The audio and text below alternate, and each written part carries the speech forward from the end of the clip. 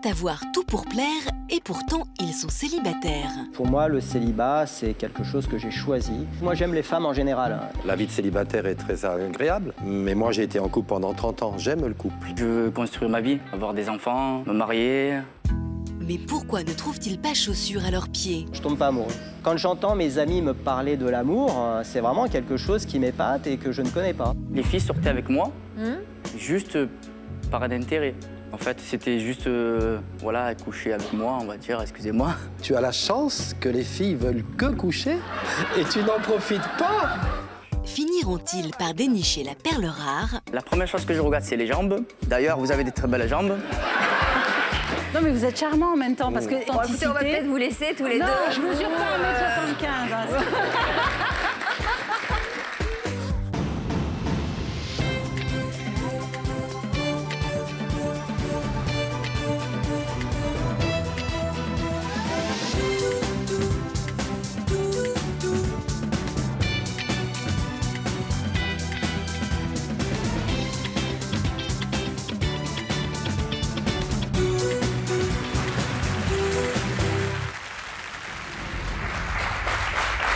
Bonjour à tous, merci de nous être fidèles chaque jour et merci à nos invités d'être présents sur ce plateau.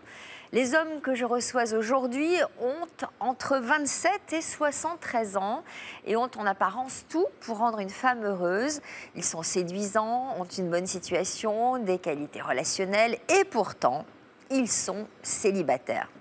Alors si certains ont fait le choix de rester seuls, pour d'autres, cette quête amoureuse qui n'aboutit pas est devenue pesante. Et ils ont aujourd'hui décidé de se livrer sur notre plateau et nous allons bien sûr tenter de les aider à trouver la perle rare, celle qu'ils recherchent depuis si longtemps. Et puis juste après, vous retrouverez Maria ainsi que Manon qui nous donneront de leurs nouvelles dans l'histoire continue. Mais d'abord, on va ouvrir notre première partie, un désert amoureux. Et on va s'intéresser au témoignage de Fabrizio.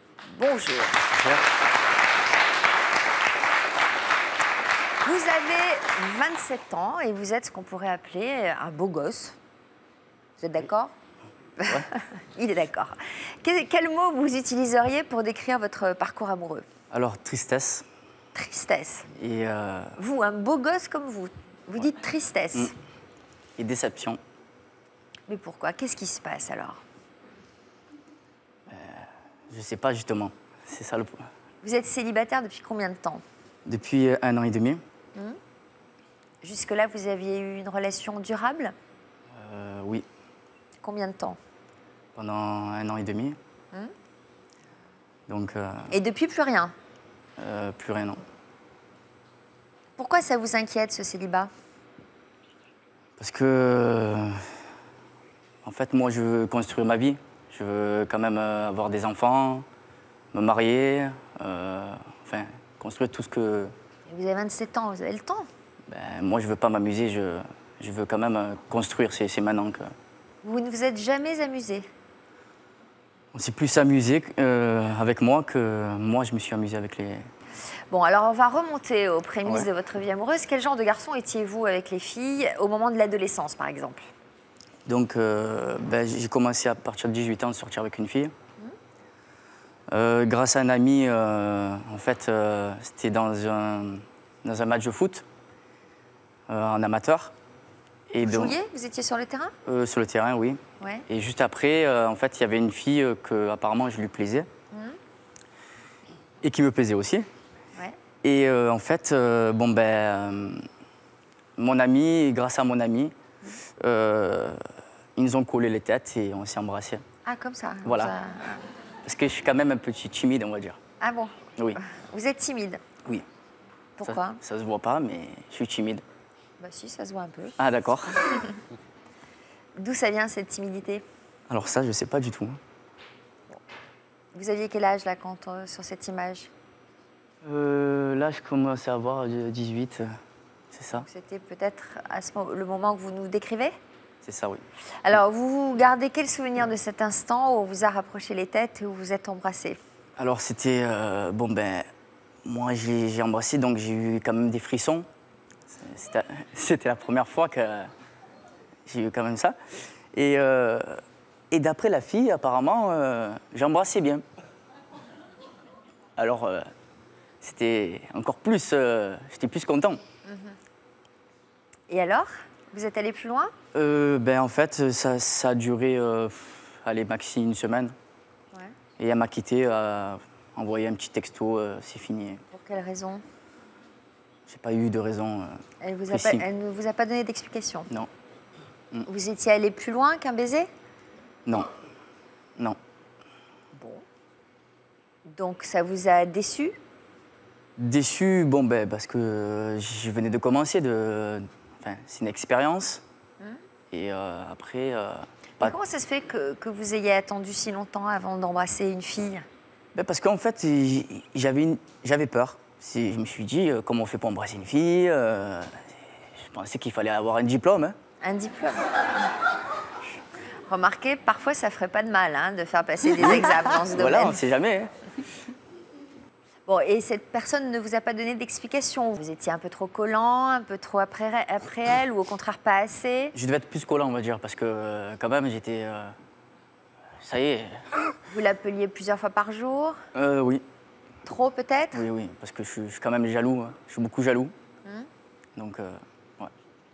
Bon, donc vous avez eu le temps d'être jaloux en une semaine? On peut le dire, hein, Donc, en tout cas, ça l'a agacé, manifestement. apparemment. Alors, cette première expérience a marqué le début d'une succession d'échecs, car il y en a eu plusieurs à la suite. Ça se terminait comment, vos histoires, en général?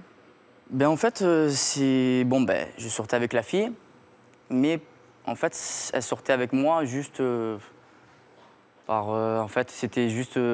voilà, elle couchait avec moi, on va dire, excusez-moi. Juste, c'était pas du concret pour elle. Elle voulait s'amuser. Et pour moi, c'était... voilà, je voulais construire quelque chose. À chaque fois, c'était pour la vie, vous, Voilà, en moi, ce qui vous concerne. c'est toujours pour la vie. Hein. Moi, j'aime les câlins, j'aime les bisous. Voilà. Mais quand même, vous avez eu des relations sexuelles. J'en ai eu, mais c'était pas de mon envie en moi. Parce que, en fait, à force d'avoir que ça, j'ai eu un dégoût. J'avais plus envie de coucher avec une fille. Mais comment que ça? Ben, en fait, les filles sortaient avec moi juste par un intérêt. C'est peut-être par mon physique. Voilà. Quoi, elles n'avaient pas envie de discuter avec vous? Elles n'avaient pas envie de rester avec vous après, de passer la journée avec vous? J'étais pas dans leur tête. Hein. C'est bizarre, mais c'est qui ces filles-là? Vous les avez trouvées où? Alors là, Normalement, c'est pas une attitude de fille, ça. c'est peut-être la ville où j'habite. Hein. Je sais pas. Hein. Vous habitez où? Marseille.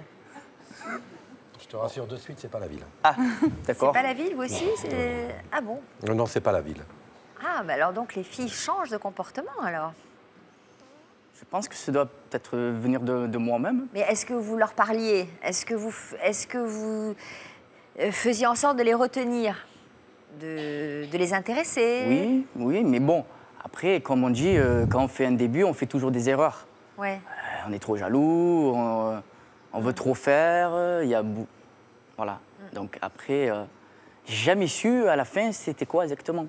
Ça se finissait toujours par message. Mais vous leur posiez pas de questions? J'ai posé une question, elle ne me répondait pas. Hein. Pour elle, c'était fini. Bon. Alors, au moment de l'adolescence, vous avez souffert de votre physique. Et puis, vous êtes devenu un beau garçon, donc au point de vous faire remarquer, de plaire aux filles. À qui avez-vous tapé dans l'œil particulièrement? Alors, j'étais dans une boîte de nuit. J'ai rencontré une photographe qui m'a proposé de faire un book. Donc, apparemment, je lui ai plu. Le physique, en fait, j'étais photogénique, apparemment. Et donc, après, bon, ben, j'ai été contacté par des marques marseillaises. Je ne vais pas citer les noms.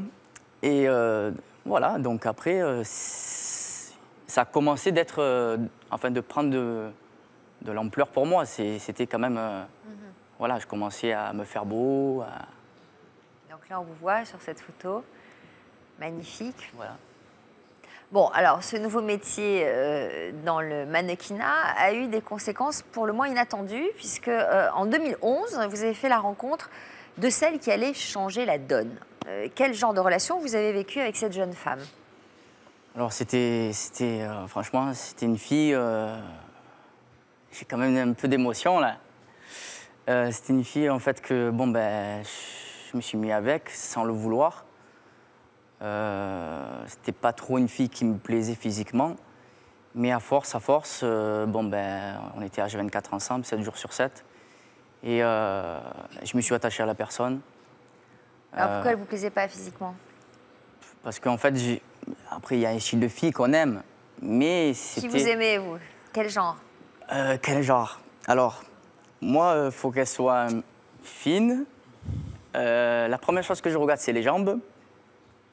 J'aime trop les jambes. D'ailleurs, vous avez des très belles jambes. Bon. Merci, mais moi je trouve pas. Mais bon, c'est pas grave. Moi, je trouve. On en reparlera. Enfin, on pourrait en reparler. Et puis? Et puis, bon, ben, ça continue un bon moment. Donc elle n'avait pas de jolies jambes? Elle avait des jolies jambes, mais elle était plus... Corpulente. Voilà. Plus âgée que vous? Non, moins. Ah. Il faudrait essayer plus âgée peut-être. Hein? C'est jamais ça pour... En fait, j'ai 27 ans, mais j'ai l'air d'avoir... enfin... Comment? En fait, j'ai 27 ans et, Oui. Et on m'en donne 23. On vous en donne 23? Oui, c'est ça. Ouais, c'est vrai. Bon, donc vous vous êtes quand même attaché à cette personne. Et puis, qu'est-ce qui s'est passé? Donc après, bon, ben, ça s'est fini pour une histoire... enfin... Mais j'en ai souffert. Bah oui, j'imagine. J'en ai Vous étiez souffert. attaché à elle. J'en ai pleuré, j'en ai déprimé. C'était la seule fille qui m'a touché. Et grâce à des amis, j'ai réussi à remonter la pente. Alors, donc cette rupture remonte à 1 an et demi. Depuis, vous êtes toujours à la recherche de la femme de votre vie et non pas d'une aventure d'une nuit, car derrière votre physique de séducteur se cache un vrai sentimental. Votre projet à vous, c'est le mariage et vous vous êtes fixé un objectif, trouver celle qui parviendra à voir plus loin que votre apparence. Jeune, beau, mais seul, c'est le titre du sujet que nous vous avons consacré. Marseille, en fin d'après-midi. Fabrizio, mannequin de 27 ans, se rend à son shooting photo. Salut Angio. Oui, Dio, ça va? Ça va bien? Tranquille? En forme. Ça va bien? Impec. Ah, Je te présente Cynthia. Salut Cynthia. Donc elle est là, elle va te préparer, elle va te maquiller. Ok, pas de souci. Fabrizio est célibataire depuis plus d'1 an et demi. Malgré lui, impossible d'avoir une relation sérieuse. Voilà, comme ça, regarde-moi, souris un peu. On est bon. Parfait. Pour Angelo, son photographe, c'est son côté charmeur qui lui porte préjudice. Fabrizio a un côté séducteur, mais très rapidement, on peut se rendre compte qu'il a quand même un bon fond. Derrière cette façade, c'est quand même quelqu'un qui veut engager une relation sérieuse et trouver une fille qui lui corresponde. Si Fabrizio a conscience que son métier peut faire fuir les femmes, il ne s'envisage pas autrement qu'à travers celui-ci. Nickel. J'aime plaire, j'aime séduire, j'aime prendre soin de moi. Et donc, voilà, il faut... Quand on est mannequin, on ne peut pas être moche. Donc, je suis beau, donc il faut prendre soin de soi. Everybody get up.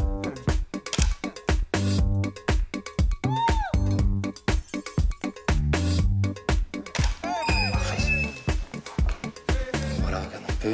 Super. Première, deuxième. Pas mal. Ah ouais, génial. Sa plus fidèle alliée, sa mère, chez qui il habite encore. Salut maman, ça y est, je suis revenu. Hein. Alors, c'est bien passé tes photos? Tranquille, hein. Ben, je suis allé faire le book, donc au studio, avec Angelo. Donc ça s'est bien passé. Pour elle, il est difficile de comprendre le célibat de son fils. C'est vrai que forcément, quand on voit un beau garçon, tout ça, on se dit il est beau ici et là, mais il doit courir à droite, à gauche, donc ça fait un peu peur. Le mieux, c'est d'apprendre à le connaître avant de juger. Parce qu'il est famille, il aime les enfants, il est fidèle. Moi, je veux vraiment construire ma vie avec une femme, des enfants. Voilà. tout ce qui représente un couple. Le plus important, c'est qu'ils soient heureux. Il est minuit. Comme chaque vendredi soir, Fabrizio sort en boîte de nuit à Aix-en-Provence. Ici, tout le monde le connaît. Salut Christophe. Ça va, Fabrizio? Et là aussi, bien sûr, comme le pense son ami Mehdi, les filles se méprennent à son sujet. Les filles sérieuses, elles ont peur de lui parce qu'il a tendance à... Il montre une apparence de bien, dragueur, etc., alors que ce n'est pas le cas. Il parle aux filles pour essayer de chercher la femme parfaite. Mais en revanche, il attire des personnes qui veulent s'amuser, les filles qui veulent s'amuser, pas de prise de tête. Lui, c'est pas ça qu'il veut. Lui, il veut une fille gentille, qu'il aime pour ce qu'il est, et une fille sérieuse. Mais il la trouvera, j'espère, je le souhaite.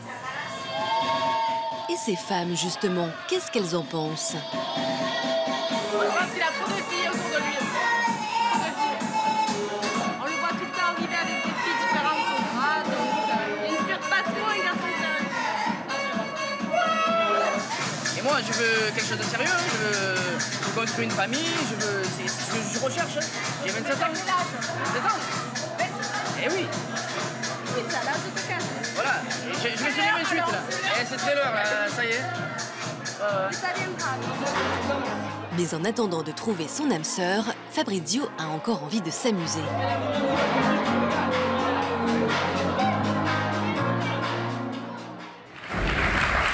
Alors pourquoi vous avez accepté notre invitation aujourd'hui? Pour quelle raison vous avez décidé de venir sur ce plateau? Pour montrer enfin, à toutes les filles que j'ai la main sur le cœur, que je veux quelque chose de concret, pas juste m'amuser. Voilà, c'est vraiment... Mais alors, vous ne croyez pas que ça vient avec le temps? Ça commençait déjà à en séduire, et puis après, au fil du temps, si la relation s'établit, si vous êtes bien ensemble, vous pourrez construire. On ne décrète pas de construire comme ça du jour au lendemain sans se connaître. Moi, quand je veux quelque chose, je vais jusqu'au bout. Mais je comprends. Voilà. Bon. Alors, Frédéric. Bonjour Sophie. Salut Frédéric, d'abord, notre expert en amour. D'abord, c'est assez étonnant, un jeune homme de 27 ans, avec le métier qu'il a choisi, qui prête autant attention à son physique, il ait ce désir assez contradictoire quand même de construire. C'est peut-être un peu jeune, non, 27 ans? Je crois que ce qu'il y a surtout, c'est que quand je vous écoute, déjà, je suis touchée par vous parce que je sens votre souffrance derrière le sourire. Je sens votre difficulté et la souffrance qu'il y a de ne pas être reconnu pour ce qu'on est vraiment. Et je pense que cette histoire d'apparence physique, ce n'est pas le problème. Ça, c'est la partie visible de l'iceberg. Le problème, c'est votre manque de confiance en vous. Parce que séduire, c'est avoir confiance en soi, en qui on est, et il n'y a pas besoin d'en faire trop. Et je pense que ce métier de mannequin, c'est ce qui vous a permis de remplir un peu ce réservoir de confiance en vous. Parce que vous voyez que vous pouvez plaire, que vous pouvez séduire, mais que ça ne suffit pas. Ça ne suffit pas. Mais ça vous a aidé, je pense, de faire ce métier, pour prendre un peu confiance en vous. Et que vos difficultés, elle est plus là. Et je pense qu'avant de... Vous savez, la relation, ça se construit. Et ça se construit à deux. Ça se construit en apprenant à se connaître soi, mais aussi à connaître l'autre. Parce que vouloir à tout prix construire, c'est pas avec n'importe qui. Ce sera parce qu'il y aura une personne où vous apprendrez à construire quelque chose avec une femme. Et ce ne sera pas n'importe qui. Mais je pense qu'il faut que d'abord, vous travaillez sur cette confiance en vous et ne pas exister justement que par le physique, parce que du coup, vous n'êtes vu que par rapport à votre physique. Et c'est dommage, parce qu'effectivement, vous avez autre chose à proposer. Donc, je pense qu'il faut que vous cultiviez d'autres talents et qui vous amènent à rencontrer dans d'autres contextes. Parce que là, vous rencontrez dans un contexte un peu de superficialité. Donc, forcément, ces rencontres-là, elles sont superficielles aussi. Vous êtes d'accord avec ça? Oui. Peut-être il faudrait laisser tomber un peu le look, le physique, les apparences, si vous voulez des rapports plus profonds. Je vais essayer de faire un peu moins le bon, on va dire. Enfin, de prendre... Non, mais c'est peut-être pas aussi aller dans d'autres endroits. Mais c'est développer d'autres facettes de votre personnalité, justement pour vous faire connaître autrement que par votre physique. On ne peut pas arriver avec une pancarte, tu veux construire. C'est ça. Surtout que non, il faut d'abord qu'il y ait une rencontre, une affaire de séduction. Et apprendre à se connaître. Non? Oui, surtout que j'ai la difficulté d'approcher la... Enfin, quand je veux brancher une fille, j'arrive pas. C'est pour ça, Fabricio, je vous dis, rencontrer des gens dans un autre ça. contexte, ça peut être un sport, ça peut être une activité culturelle, ça peut être... voilà, il faut être en contact avec les valeurs que vous portez. Vous n'êtes pas juste un physique, vous avez de belles valeurs. Donc, il y a peut-être des moyens de les exprimer dans d'autres contextes que ce contexte de la mode qui véhicule, c'est vrai, malheureusement, ou je ne sais pas, mais une image de superficialité. Alors que vous n'êtes pas superficiel. Donc c'est dommage. Je prends vos conseils. Bonjour Guy Ange. Bonjour. Merci d'être avec nous. Comment vous réagissez au témoignage de Fabrizio? Comment je réagis sur Fabricio? Je vais te dire une chose, tu me fais penser à une personne qui touche un loto et qui le refuse. Pourquoi je dis ça? Parce que toi, tu as la chance que les filles veulent que coucher et elles s'en vont. Et tu n'en profites pas. Mais attends, la vie que je connais, la vie que j'ai connue, c'est le contraire. Il n'y a il y a beaucoup d'hommes qui veulent que coucher et qui s'en vont, et les femmes qui sont hyper sérieuses et qui veulent du sérieux. Et toi, tu es à l'inverse de ça et tu n'en profites pas à 27 ans. Mais il faut te remettre à l'endroit. Moi, c'est ce que je pense personnellement. Donc, en gros, le conseil, c'est vas-y, Fabrizio, amuse-toi, couche avec les filles. En fait, je veux donner une bonne image de moi. Alors, ok, je respecte. Projetons-nous dans 20 ans. Tu n'as pas intérêt à tromper ta femme, hein? Je la tromperai pas. On reviendra dans 20 ans. Allez. On reviendra, parce que il en est tellement sûr de son sérieux, du couple, de... En fait, il manque totalement d'expérience. Oui, voilà, il manque d'expérience complètement. Le meilleur conseil, c'est vrai, c'est d'acquérir de l'expérience. Je prends des conseils. Donc, d'y aller, quoi. Ça, c'est vrai. Amuse-toi. Tu as l'âge de t'amuser et après, tu n'auras plus l'âge de t'amuser. Mais alors, juste, on peut très bien s'amuser, avoir des relations avec les filles, en profiter, comme vous dites, mais tout simplement partager avec elles, mais tout en étant un homme bien et en se comportant bien. C'est possible aussi. Ce qui n'empêche pas que tu travailles ton intérieur, comme t'as dit Frédéric. Oui. Voilà. Laisse tomber un peu... machin, et occupe-toi de l'intérieur. Peut-être que quand les femmes sortent avec toi, quand les femmes couchent avec toi, peut-être qu'elles sont déçues par l'intérieur, que nous ne connaissons pas. C'est peut-être à travailler aussi. Bon. Alors, on va découvrir, parce que vous avez l'air d'avoir beaucoup d'expérience. Non. À quel âge avez-vous fait la rencontre de la femme qui a le plus compté dans votre vie? Je me suis marié à 20 ans. Très jeune aussi. Ouais. Vous aviez déjà de l'expérience? Un tout petit peu. Tout petit peu. Vous avez eu un coup de foudre pour cette femme? Plus. Plus qu'un coup de foudre? Ah oui, je l'ai rêvé à 8 ans dans mon bac à sable et à 20 ans, je l'ai reconnu. Ah oui, ça a été terrible et 30 ans de bonheur. Bon, et puis qu'est-ce qui s'est passé? Bon, après un divorce, et puis j'avais d'une idée fixe à cette époque-là, donc je me suis laissé quitter, en fait. Je le regrette beaucoup, mais c'est trop tard. On peut la connaître, votre idée fixe? Quand j'étais plus jeune, je voulais être acteur de cinéma. Et je pensais que d'être marié, c'était un handicap. Ah bon? D'ailleurs, quand j'ai divorcé, je suis parti à Los Angeles. D'accord. Et alors? Et alors, c'est tout du pipeau, ce que je vous raconte. D'accord. C'est complètement nul, mais ça, on l'apprend qu'après. D'accord. Avec la souffrance. Donc, vous avez quand même souffert de cette rupture, énormément. Énormément. Et pour faire le deuil de cette histoire, vous avez décidé de prendre le taureau par les cornes, si j'ose dire, en vous inscrivant sur des sites de rencontres. Internet rencontre. Et alors? Et alors, je suis le roi du net rencontre. C'est-à-dire, vous avez mis au point une technique quasi infaillible. Non, c'est pas une technique. Disons que je suis sur le net, comme je suis dans la vie et comme je suis sur ce plateau. C'est-à-dire? Naturel. Et le naturel sur le net, si vous saviez comme c'est rare. Alors, comment on est naturel sur le net? Eh ben, je ne sais pas, mettons, sur le net, pour vous faire connaître, vous mettez une petite phrase d'accroche. Alors, c'est quoi votre petite phrase d'accroche? Moi, ma phrase d'accroche, c'est « Je ne couche pas le premier soir ». Là, comme Fabricio. Ça plaît beaucoup aux dames. Ouais.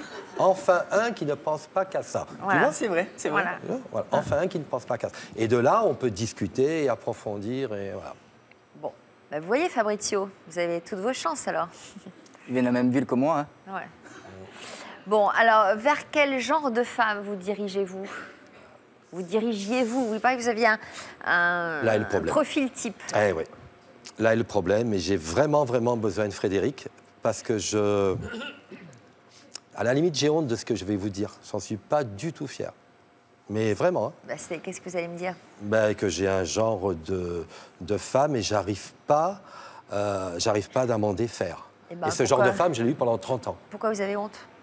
On a le droit. J'ai honte parce que c'est pas bien de dire je recherche une femme qui mesure tant, qui pèse tant et qui... Non, mais surtout, c'est pas... Parce que l'amour, ça peut être avec une blonde, avec une brune, avec une rousse. Bien sûr. Mais... oui, mais ça peut exister aussi. On peut avoir des critères physiques. Oui, sauf que si ce critère est trop restrictif, et puis s'il fait référence sans doute à votre ex-femme, le problème, c'est que ça rend impossible la rencontre. Alors, avec une autre femme. C'est quoi votre critère? 1m75, 60 kg, blonde. Au revoir. Ça la va. Je m'en vais. Bon. J'ai honte, hein, attention, hein, je ne suis pas fier de ce que je dis. Et donc, toutes les femmes que vous avez eues dans votre vie ont mesuré 1m75? Ah non, il n'y en a eu que 2. C'est pour ça que je suis là, c'est pour ça que je suis célibataire. Ouais. Ça ne court pas les rues, les Adriana Carambeu. Ah, c'est carrément Adriana Carambeu. C'est le modèle. J'ai eu ça pendant 30 ans. Ça, vous dites. Excusez-moi. J'ai eu cette femme pendant 30 ans. Voilà. Bon. Et alors? Et alors, j'ai un problème. Je n'arrive pas à construire un couple avec une personne qui n'est pas dans ce modèle-là. Mais par exemple, sur Internet, vous avez dû échanger avec des femmes qui avaient de l'esprit, de l'humour, qui ont dû vous séduire par autre chose. Sur Internet, vous pouvez faire une recherche avec des critères. Vous voulez rencontrer une femme, blonde, brune, vous cochez, et ils tombent toutes les 1m75, 60 kg de France. Ouais. Donc, vous les avez toutes rencontrées? Je les connais toutes. Enfin, je les connais toutes. Ouais. Et aucune ne vous a plu? Non, mais c'est pas aussi simple que ça. Bon. Alors, une réaction de Frédéric à ce témoignage? Une réaction dans le sens où je pense que vous n'avez pas fait le deuil de la relation avec votre ex-femme. Ah, là, non. J'ai fait le deuil, je ne l'aime plus, mais je suis toujours très attiré par ce physique-là. Oui, mais vous dites, j'ai eu ça pendant 30 ans. Ce physique-là? Oui, mais vous n'avez pas fait le deuil de ce physique-là. Ah non, je n'ai pas fait le deuil de ce physique-là. Donc, il n'y a pas de place pour rencontrer une vraie femme. Une femme qui n'ait pas forcément ces critères-là, mais qui soit une femme qui puisse vous apporter autre chose.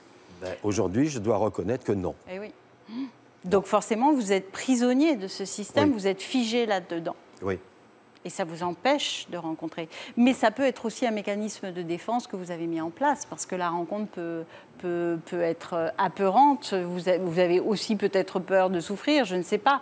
Mais en tous les cas, souvent, quand on a des critères trop restrictifs, ça peut être aussi des mécanismes de défense qu'on met en place pour éviter de rencontrer, parce que c'est impossible, parce qu'on ne peut pas rencontrer la bonne personne. Non, je ne pense pas. Je suis prêt à aller au bout du monde. Pardon? Je suis prêt à aller au bout du monde. Pourquoi faire? Pour mes critères. Est-ce que vous avez des critères intellectuels en dehors des critères physiques? Oui, bien sûr. C'est très important ce que vous venez de dire. Ah, quand même? Ah ben oui, bien sûr. Alors? Donc, mes critères physiques s'arrêtent à 51%. J'ai calculé. Ah, vous avez calculé. C'est aussi précis que ça? Ça veut dire qu'il y a 49% de ce que vous voulez dire. De quoi? Des critères intellectuels, des critères de gentillesse, des critères de générosité, des critères... Alors donc, ça veut dire que vous établissez vos petits pourcentages, mais et l'émotion dans tout ça? Le romantisme, l'émotion... Après les 51. Comment? Après les 51. Mais il ne reste plus rien, 49, 51... Ah, c'est énorme, 49. C'est énorme, il y a beaucoup de place. Vous me présentez une femme qui est dans mes critères et qui est bête ou pas intéressante ou égoïste, mais elle ne m'intéresse pas. C'est pour ça que j'ai un problème. Mais vous avez un problème aussi parce que ce n'est pas une affaire de comptabilité, la rencontre. J'ai jamais dit ça, mais il faut bien vous faire comprendre qu'en majorité, c'est le physique, mais à peine, quoi. Ben oui, ça vous limite, ça vous empêche. Qu'est-ce qu'il y a? Vous êtes aussi dans les statistiques? Oui. Oui? Oui. Ah, vous voulez dire que vous avez les mêmes critères physiques? Écoutez, quand vous dansez avec une dame, que vous lui parlez du QI, elle te dit « mais qu'est-ce que tu me dis ?» Que vous lui parlez de quoi? Du QI, intellectuel. Du QI. Du QI. Ah, j'avais oublié une voyelle. Pardon. Du QI intellectuel. Elle me dit, mais répète. J'ai dit, mais du QI intellectuel. Elle me dit, c'est quoi ça? Je dis, bon, c'est bon, allez, continue à danser. Alors moi, j'ai un peu vos critères. Hein. Voilà. Bon, alors on va saluer Laurent pour savoir pourquoi vous êtes célibataire vous aussi. Alors, vous êtes un serial célibataire, mais à une petite différence près. Qu'est-ce qui vous distingue de nos autres invités? Vous n'aimez pas les blondes d'1m75. Non, en fait, moi, j'aime les femmes en général. Oui. Et c'est pour ça que j'ai choisi d'être célibataire, d'ailleurs. Et pour moi, le célibat, c'est quelque chose que j'ai choisi. C'est pas une situation que je subis, contrairement à mes collègues aujourd'hui. Parce que vous n'aimez pas la fidélité, vous n'aimez pas vous engager. Non, j'ai pas envie de m'engager, du moins pas maintenant. Vous avez quel âge? J'ai 41 ans. Ah oui, vous n'êtes pas tout jeune. Eh non, hélas. Le temps passe vite. Voilà. Et pourquoi vous ne voulez pas vous engager? Parce que je n'ai pas envie d'avoir des responsabilités, je ne me sens pas prêt à fonder une famille. Et puis j'ai... Et vous en avez envie dans l'absolu? Pas forcément. Pas forcément. Vous n'avez pas envie d'avoir un enfant dans l'absolu? Ça ne fait pas partie J'adore de les enfants, mais ceux des autres. Vous voyez, mais pour moi, pour l'instant, j'en veux pas. D'accord. Peut-être n'avez-vous pas rencontré celle qui vous a donné envie, qui vous aurait donné envie? Mais le problème, c'est que j'ai rencontré beaucoup de femmes, hein, énormément de femmes, mais finalement, elles avaient toutes leurs qualités, elles avaient tous leurs défauts, mais c'est vrai que non, je n'ai pas eu envie de rester avec l'une d'entre elles. En général, ça dure combien de temps au max? Maximum, hein, ça dure quelques mois, jamais plus. Quelques mois, c'est-à-dire? Ça dure 6 mois, par exemple, pour la dernière relation. C'est une de vos conquêtes? Non, non, j'aurais bien aimé. En fait, c'est la femme de Will Smith, Jada Pinkett Smith, lors d'une soirée au Festival de Cannes il y a 2 ans. Et j'ai eu l'occasion de rencontrer Jada, qui est vraiment super sympa. Et d'ailleurs, Will Smith n'aime pas qu'on parle à sa femme. Donc, elle est toujours entourée de 3-4 gardes du corps et de 2 attachés de presse. Mais là, avec mon culot habituel, je suis allé la voir et j'ai commencé à discuter avec. Et on a pris la photo. C'était un très bon moment. Très belle femme. Je vois. Et vous avez l'habitude de vous faire photographier comme ça, à côté de femmes En fait, ce qu'il faut savoir, c'est que je suis rédacteur en chef de mon propre magazine qui s'appelle Star Media, et qui est un magazine People. Donc forcément, je rencontre beaucoup de gens, beaucoup de célébrités. Et effectivement, je me fais souvent prendre en photo avec ces célébrités. Là, par exemple... alors ça, cette photo, c'était lors d'une soirée à Saint-Tropez, cet été, pour l'anniversaire d'un ami. C'était une très bonne soirée tropézienne, une soirée comme j'aime. Vous aimez ce qui brille? Oui, entre autres. C'est quoi le reste? Qu'est-ce que vous aimez en dehors de ça? J'aime beaucoup de choses. Vous voulez parler de mes passions, mes hobbies? J'aime bien voyager, j'adore le cinéma. J'adore le cinéma, je suis un grand cinéphile. Qu'est-ce que c'est un gentleman séducteur? Comment vous décririez ce profil? En fait, gentleman séducteur, c'est le surnom que m'ont donné certaines de mes ex. Et en fait, être gentleman séducteur, c'est faire tout ce qui est en son pouvoir pour séduire une femme tout en lui faisant plaisir, en étant galant. Malheureusement, la galanterie se perd, vous le savez. Donc c'est le contraire du goujat. Exactement, tout à fait. Alors, comment vous y prenez-vous pour être galant? Vous faites des cadeaux? Des cadeaux, des parfums, des crèmes pour le corps, des invitations au restaurant. Des crèmes pour le corps, ça peut être mal pris quand même. Hein. Le mec qui m'offre une crème pour le corps, ça veut dire que ma peau n'est pas assez douce ou un truc comme ça? Non, en général, les femmes adorent les cosmétiques. Alors, les cosmétiques en général, si vous préférez. Ok. Et des parfums, des invitations au restaurant, dans des beaux endroits. Les femmes adorent que je les emmène dans des endroits très privés, avec des célébrités d'ailleurs. Ça les fait rêver. Les sushis aussi, Sophie, ça marche très bien, les sushis. Ah bon? Oui, ça sushis les fait pas grossir. Ça fait pas grossir, c'est bon, les nanas adorent ça. Moi, je préfère le foie gras, personnellement. Chacun son truc. Moi, c'est les nems. Hein, les nems. Bon. Vous avez l'air très content de vous. Hein, y a pas de... Vous n'avez pas l'air de douter. Non. Et ça plaît aux filles, ça? Disons que je suis sûr de moi, donc... Elles aiment bien. En tout cas, elles se sentent en sécurité, parce qu'elles savent qu'elles n'ont qu'à suivre. Je m'occupe de tout. Bon, enfin, ça dure pas longtemps quand même. Elles sont en sécurité, mais pas très longtemps. Ça dure le temps que ça dure, mais je peux vous assurer que le temps qu'elles sont avec moi, elles apprécient. Et comment vous les quittez? Avec un bouquet de fleurs, un bouquet de roses, un cadeau? Déjà, je ne quitte jamais une femme par SMS. Je leur passe un coup de fil pour leur dire de vive voix. Il se peut que parfois je ne les appelle plus et j'attends de voir leur réaction. Lorsqu'elles réagissent, là je leur dis. Si elles ne réagissent pas, tant mieux. C'est pas goujat ça comme attitude? C'est pas un peu lâche?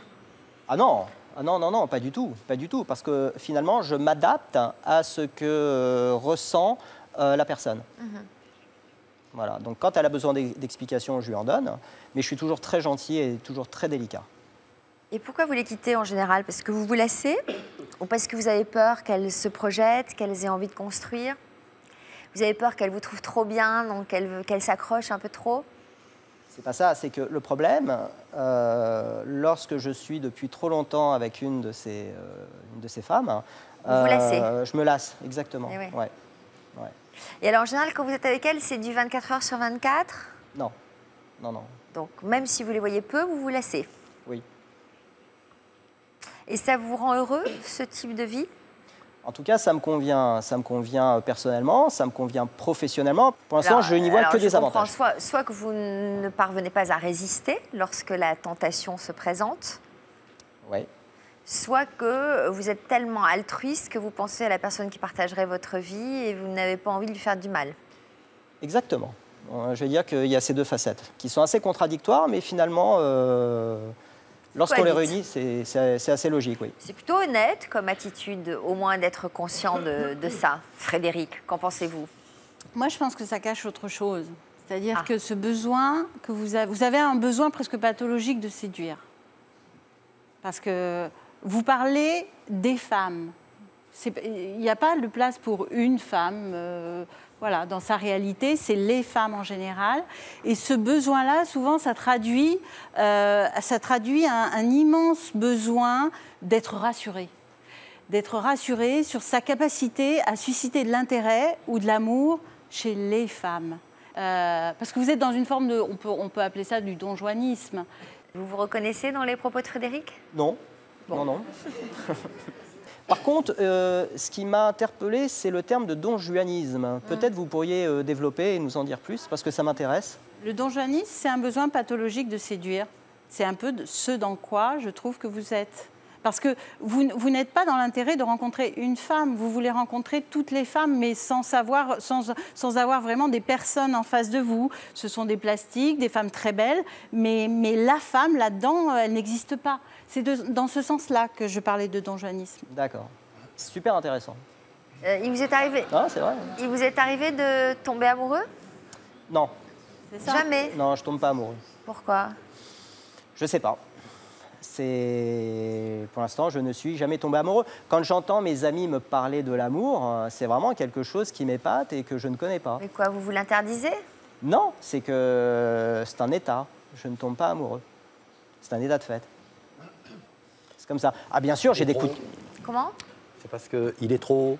Trop haut? Ben oui, parce que pourquoi on dit tomber amoureux? Pourquoi ce mot tomber? Il y a une notion de faiblesse. Et il n'est pas faible, lui, il est tout en haut, il est très fort. Il ne peut pas tomber. C'est vrai. C'est pas forcément de la faiblesse, tomber amoureux, Frédéric. Il peut y avoir aussi des peurs de ce qu'implique un engagement. Peut-être que le modèle que vous avez eu n'est pas très attrayant et du coup, le couple, c'est peut-être pour vous du conflit, de la confrontation. Et quand la relation se construit et s'engage, peut-être que vous ne voulez pas de ce type de relation. Ah, là, il y a peut-être une piste à creuser. Ah oui, bien sûr. Moi, j'ai des couples autour de moi, franchement, qui ne me donnent pas du tout envie d'être en couple. Voilà. Non, mais... non, à mon avis, il n'y a pas de cause à effet. Oh, hein. si. Évidemment que si. Si, il doit y en avoir. Disons qu'il a quand même un travail, un job où il a une facilité de rencontrer de belles femmes. Oui. Voilà. Bonjour Jean-Claude. Donc, il a le choix. Bonjour.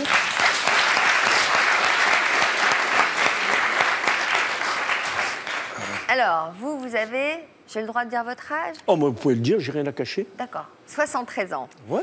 Alors, vous avez l'air de déplorer justement de manquer d'occasion de rencontrer de belles femmes. Oui, oui, j'en rencontre des femmes, mais elles ne me plaisent pas. Alors, où est-ce que vous en rencontrez? Parce que vous êtes retraité. Je suis quelqu'un qui aime... J'adore danser. Ah. Donc le jeudi aujourd'hui, donc je suis avec vous, je ne vais pas danser, et je vais danser le dimanche. Donc quand on danse, et ces danseuses me disent « Jean-Claude, tu danses bien ». Alors vous dansez dans quel cadre? Ben moi, écoutez, c'est d'été dansant. Donc un peu de tout, hein. Il y a du tango, du passo. Et... Ouais, donc là, c'est-à-dire qu'il y a une moyenne d'âge, vous aurez du mal à trouver des 1m75 de 30 ans, non? Si, je ne veux pas faire de la délation sur les femmes, mais vous savez, quand je rencontre des dames qui ont 60 ans, oui. Elles font vieilles pour moi. Ah bon? Voilà. Oui. Parce que alors je n'arrive pas à danser avec. Je n'arrive pas à danser avec parce que je ne sais pas. Quel est votre profil idéal alors?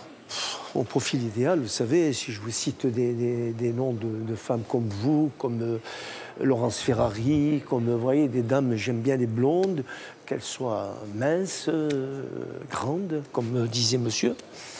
1m75, 1m70, 60 kilos. Je ne veux pas des dames qui font 80, ça ne m'intéresse pas. Ah oui, donc quand même, et je respecte, je ne veux pas faire de la délation sur ce genre de dames. Hein. Et vous êtes très exigeant quand même. Voilà, très exigeant avec moi, mais envers les autres aussi. Bon, avec vous, vous faites très attention à votre physique? Ah oui, je fais très attention à mon physique, c'est vrai. J'ai été arbitre de football pendant 20 ans. Et là, bon, je fais un petit peu du footing, du vélo. Et la danse, quand je vais danser, je danse 4 heures. 4 heures? Sans m'arrêter. Alors, qu'est-ce que vous dansez? Tout. Le tango, le passo, le rock, tout. Normalement, ça plaît aux filles. Hein. Là, oui, ça plaît aux filles, mais elles tombent. Vous savez, je ne veux pas faire de... Parce qu'il y a des dames dans le public, elles vont me jeter un regard. Il y a la quantité, mais il n'y a pas la qualité.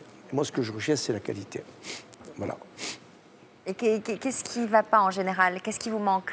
Ce qui me manque, c'est que bien souvent, je tombe sur des dames, elles me disent, tu sais, tu me demandes trop de choses. Par exemple, quelqu'un qui fume, j'en veux pas. Quelqu'un qui a un chien ou un chat, j'en veux pas. Ah bon? Ah non. Ah oui, d'accord. Donc c'est quand même plus que des critères physiques. Alors. Ah ben oui, mais il y a le critère physique aussi. Hein, alors allons-y dans ce que vous ne voulez pas. Vous ne voulez pas qu'elle fume, qu'elle n'ait ni chien ni chat? Ah non, j'en veux pas chez moi. Bon, alors quoi d'autre? J'aime les animaux, hein, mais alors mais chez les autres. Je ne me ferai pas mal à un animal, mais chez moi, j'aurais horreur. J'ai des amis qui ont des chats, quand ils m'invitent, je suis tombé il n'y a pas très longtemps, je prends un toast et un poil de chat. J'ai attrapé, j'ai toujours des Kleenex sur moi, j'attrape, hop. Et voilà, donc des chats, des chiens, j'en veux pas, mais j'aime les animaux. Bon, quoi d'autre? Il faut qu'elles soient propres. Ah ben oui, ça, vous savez, j'ai peut-être une déformation. Vous ne seriez pas un peu maniaque? Très maniaque. Oh là là. J'ai ma fille qui est là, elle peut vous le dire. Je suis très maniaque parce que d'abord j'ai travaillé dans les blocs opératoires. Des fois on me dit qu'il y a une déformation professionnelle. Est-ce que vous faisiez quoi? J'étais assistant de bloc opératoire. Ouais. J'étais entre le chirurgien et l'anesthésiste. Je préparais mes malades et tout. J'ai travaillé 30 ans avec les plus grands professeurs de Montpellier, Joyeux, j'en passe d'autres. Hein. Henri Boubot, Salassol, Pujol, Henri Pujol avec qui j'ai travaillé. Ouais. Et donc c'est vrai que je suis très exigeant avec moi et je ne supporterai pas d'avoir des conflits, de vivre avec une personne avec qui je veux de l'amour, je veux des caresses, je veux de la tendresse. Je crois que ce monsieur a dit pareil, non? Ou le monsieur avant. Je ne veux pas de conflit avec une femme. J'ai tout pour être heureux et voilà. Enfin, parfois, l'amour suppose quelques conflits. C'est pas parce qu'on se dispute qu'on ne s'aime pas. Ah non, mais quand je parle des conflits, par exemple, une femme qui fume, je ne supporterai pas à la maison. Bon, d'accord. Voilà. Alors, vous nous direz tout à l'heure de quelle manière vous tentez au quotidien de mettre toutes les chances de votre côté afin de trouver celle qui fera vibrer votre cœur de nouveau.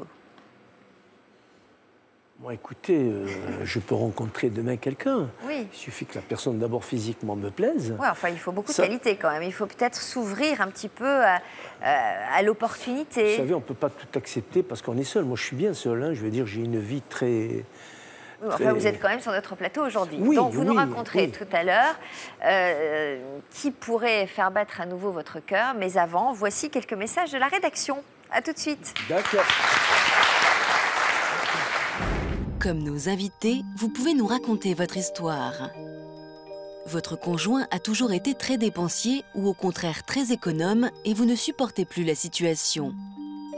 Votre compagnon ou votre compagne est accro au jeu d'argent et vous ne savez plus quoi faire pour lui venir en aide. Cela crée des tensions dans votre couple.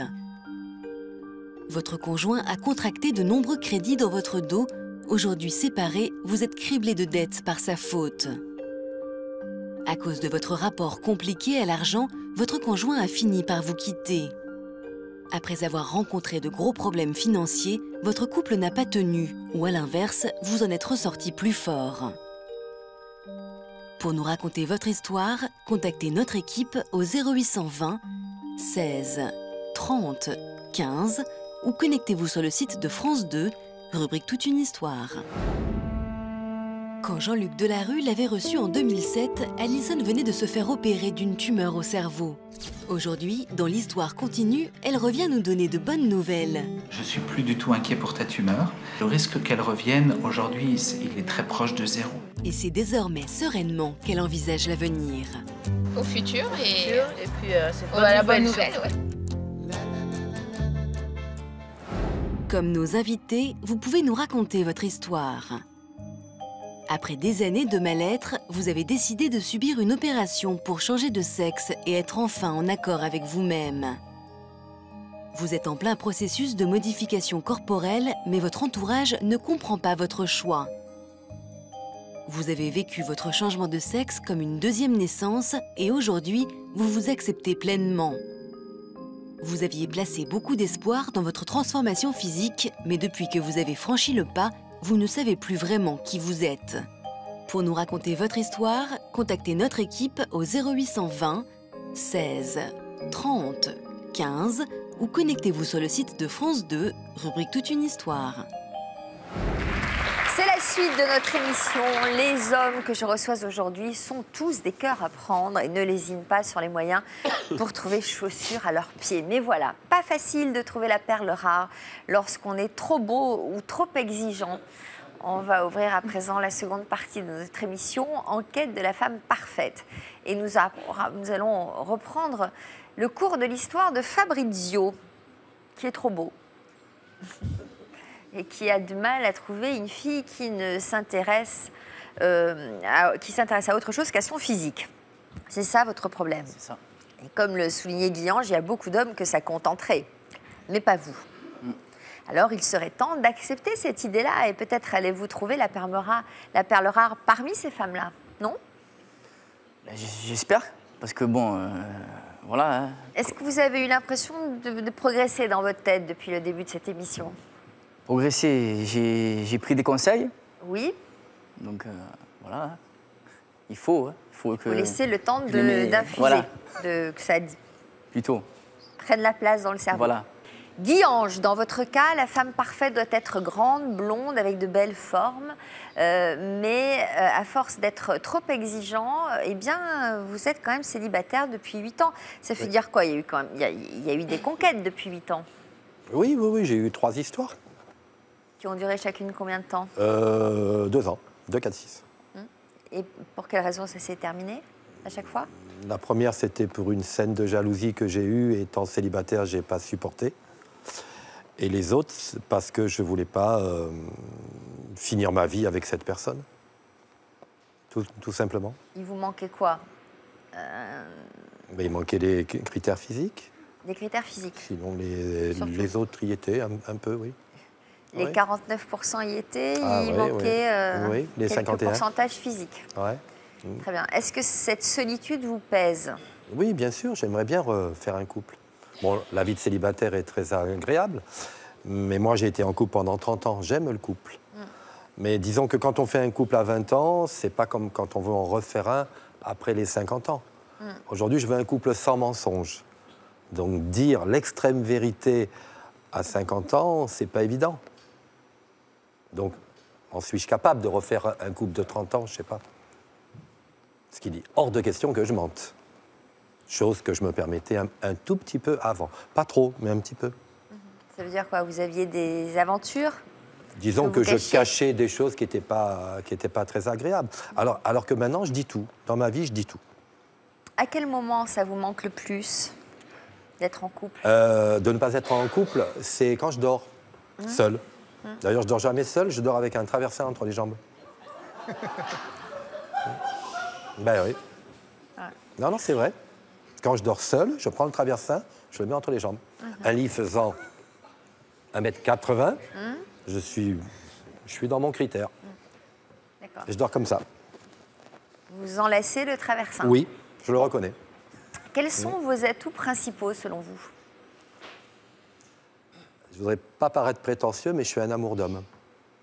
C'est pas pour rien que je m'appelle Guy Ange. Je suis un ange. Quand j'ai une chérie, avec elle, je donne tout. J'ai des attentions.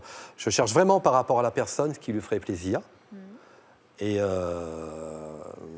mettons, par exemple, qu'est-ce que vous faites? Par exemple, aujourd'hui, la vie est un peu difficile financièrement. À Marseille, il y a beaucoup d'embouteillages. Donc, comme ma petite amie, quand j'en ai une et qu'elle va chez le coiffeur, je bloque la place avec ma moto devant le coiffeur. Donc, elle n'a plus qu'à se garer, madame. Hop, hop, hop. Et après, quand elle veut payer, les coiffeuses lui disent « Mais votre chevalier, il a même payé ». Ça, c'est une chose que je fais. Alors, sinon, quand elle travaille un peu plus tard que moi, je mets la table, je fais tout le repas. Si elle a une corbeille de linge, elle rentre, tout le linge est repassé. J'adore surprendre et faire plaisir. Quand j'aime, je donne tout. Voilà. Très bien. Bon. Une réaction de Frédéric? Quel dommage que vous ayez ces critères si limitants. Parce qu'on sent que vous aimez ça, le couple. J'adore ça. Et vous vous privez de quelque chose avec des critères qui peut-être... Vous savez, on peut actualiser des choses avec l'âge aussi. Oui, on peut avoir des attentes qui évoluent et... Je sens que le déclic n'est pas impossible. D'ailleurs, j'aimerais que la vie me donne une grande leçon et que demain, je tombe amoureux d'une rousse un peu plus petite et un peu plus lourde. Moi, je vous le souhaite parce qu'effectivement, c'est ça l'amour. L'amour, c'est ça. Oui, l'amour, il vient parfois nous surprendre et déjouer toutes les idées qu'on s'en faisait ou les critères qu'on avait dans notre tête. Et tant mieux, je dirais tant mieux, parce qu'une vraie rencontre, c'est ça. Peut-être même qu'il est à côté de moi. Je l'ai peut-être à côté de moi et je ne le vois pas. Donc je mérite que ça. De toute façon, je vous le souhaite. De toute façon, c'est de l'auto-flagellation. Je vous le souhaite. Je suis venu me faire critiquer, même me faire huer, mais... Quand même pas. Non, mais vous êtes charmant en même temps, parce qu'effectivement, cette authenticité... Bon, écoutez, on va peut-être vous laisser tous les deux, parce qu'il a dit en face de vous... Je mesure pas 1m75, hein, oui, mais il a dit qu'on ne sait pas, un peu rousse, on n'est pas loin, avec des beaux yeux verts, bon... Bon, alors, qu'est-ce que vous disiez, Frédéric? Je ne sais plus, du coup. Bon, mais c'est vrai que c'est ça, l'amour. Hein. L'amour, c'est être ouvert à l'émotion, comme le disait très bien Frédéric. Je sens une guérison possible. Voilà. Maintenant, je veux une femme qui montre ses sentiments. Voilà, ça c'est vraiment, vous me demandiez mes critères, ça c'en est un. Eh bien, à mon avis, c'est le premier critère. Le reste, on s'en fout. Ça, c'est un critère. Remettons de l'ordre, remettons-le devant. Exactement. D'accord. Ok. Bon. Tout à fait, il faut remettre de l'ordre et puis lâcher prise. Parce que là, vous êtes accroché à vos croyances et qui vous limitent dans la rencontre. Ça vous empêche de rencontrer, c'est dommage. Oh bah, dis-donc, Frédéric. Non, mais c'est dommage dans le sens où c'est son authenticité qui est intéressante. Et ça, je pense qu'il a un côté Éric Chardin, je trouve. Je l'imagine très bien chanter Les Vaches de Normandie ou L'Aventura, c'est la vie que je mène avec toi. L'Aventura. Un jour, sur le marché d'Aix-en-Provence, une vendeuse m'a donné une pomme, elle m'a pris pour lui. J'étais plus jeune, j'y ressemblais encore plus. Ça ne m'étonne pas. Alors, on va continuer avec... Laurent. Aujourd'hui, Laurent, vous ne souhaitez pas vous engager avec une femme. Vous dites que ce n'est pas le moment, que votre vie n'est pas adaptée à ça, que vous le faites autant pour ne pas la rendre malheureuse que pour ne pas vous entraver. Hein. Mais quand même, vous n'excluez pas peut-être un jour de changer d'avis. Pourquoi pas, hein. Moi, je ne dis jamais, jamais. Pour l'instant, c'est pas dans mon optique. Mais peut-être plus tard. Pourquoi pas. Mais pas maintenant. Comment réagissent vos proches? Ils me questionnent beaucoup. Souvent, dans les réunions de famille, j'ai le droit à la sempiternelle question « Mais Laurent, pourquoi es-tu célibataire? Comment ça se fait? Je ne comprends pas. » Donc, je dois leur expliquer. que c'est par choix et surtout que je n'ai pas trouvé la bonne personne. Vous diriez que vous avez en moyenne combien de conquêtes par an? Combien de conquêtes par an? Ça, c'est une bonne question. Pas plus d'une petite vingtaine. Entre 20 et 25, ouais. Ce qui n'est pas beaucoup. Jean-Claude. Oui. Alors, vous avez quand même été marié. Combien de temps? J'ai été marié 20 ans. 20 ans. Oui. Alors, vous mettez un point d'honneur à paraître plus jeune que votre âge. Quelle décision avez-vous d'ailleurs prise récemment pour retrouver votre jeunesse? Ben, la décision, bon, je sais pas si je dois le dire sur le plateau. Bon, comme j'étais dans le médical, j'ai pas mal de connaissances. Dans 3 semaines, je vais chez quelqu'un qui va me lifter un petit peu et j'ai du mal à vieillir, voilà. Ouais. J'ai du mal à vieillir, j'ai des petits trucs que quand je me regarde à la glace, je dirais pas comme je pense pas être président de la République, mais je pense à ces trucs-là, voilà.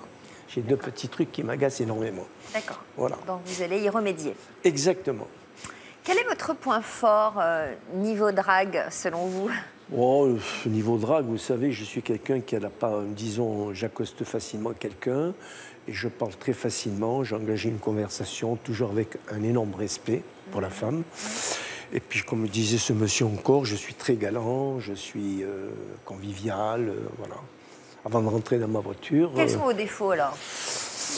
Mes défauts... tous les hommes qui sont ici se trouvent des anges parfaits, toutes les qualités du monde, galants, mais vous êtes célibataire quand même, messieurs, pardon. Personne n'est parfait. D'abord, bon, j'ai des défauts comme tout le monde. Hein. Je suis maniaque. Déjà, je pense que ça relève d'une pathologie médicale, parce que chez moi, je ne supporte pas... J'ai regardé une émission à vous il n'y a pas très longtemps, une dame, quand elle voit une miette par terre, bon, c'est vrai, je suis comme ça. Vous êtes comme ça? Aussi bien sur moi que ma voiture, que dans la maison. Ça, c'est quelque chose que... Voilà, je pense que l'hygiène, c'est quelque chose de... D'ailleurs, c'est la santé. Hein.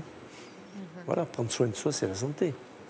Alors, vous souhaitiez profiter de cette émission pour faire passer une petite annonce. Oui. Qu'est-ce que vous attendez de la vie à 2? Ben, de la vie à 2, j'attends de profiter avec une compagne, un jour même me marier avec. Et aller faire des croisières, aller au restaurant, se prendre par la main. J'habite à Palavas-les-Flots, le long de la plage. Profiter de la vie, voilà. Bon, alors comment on procède alors? Vous voulez lui parler directement à votre future conquête ou on vous adresse le courrier ou Bien, moi, écoutez, ma future conquête... Alors, une comment? Ben moi, écoutez, mon type de femme, d'abord, c'est qu'elle soit blonde, mince. À forte poitrine? Oh non, pas spécialement, mais bon. Je pense qu'on puisse faire un couple assorti. Voilà, je me verrai pas avec une dame petite, forte, tout ça. Bon, voilà.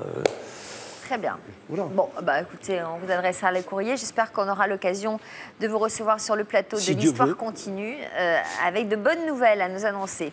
Bonne chance à tous et merci d'être venus nous voir.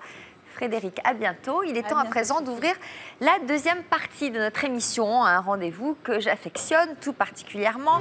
Je suis ravie de recueillir chaque jour les confidences de celles et de ceux qui sont passés sur notre plateau et curieuse de savoir ce qu'a représenté pour eux et pour elles le passage dans notre émission. Aujourd'hui, nous allons revenir sur l'histoire de Maria et de sa fille Alison, puis nous prendrons des nouvelles de Manon.